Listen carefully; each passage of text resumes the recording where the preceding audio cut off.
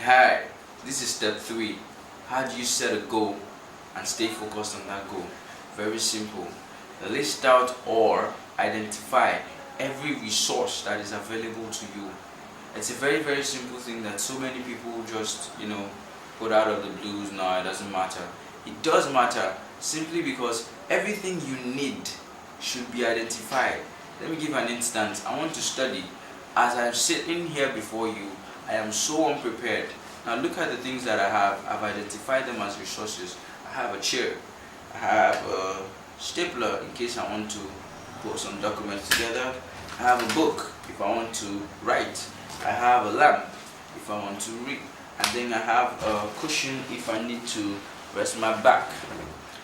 But how many things have I not identified? I don't have a pen, neither do I have a table, neither do I have other books, the textbooks I want to read. What are my online resources if I'm going to read?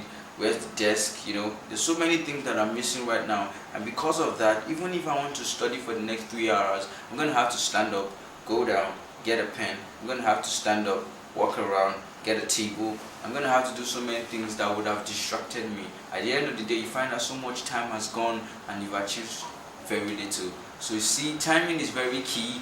Identifying all the resources you need will go a long way in helping you to identify what can you use. In fact, it would even help you to be smarter when you know what you have. Because as of right now, I know if I don't have a pen, then I can just read and make sure that my attention is very focused.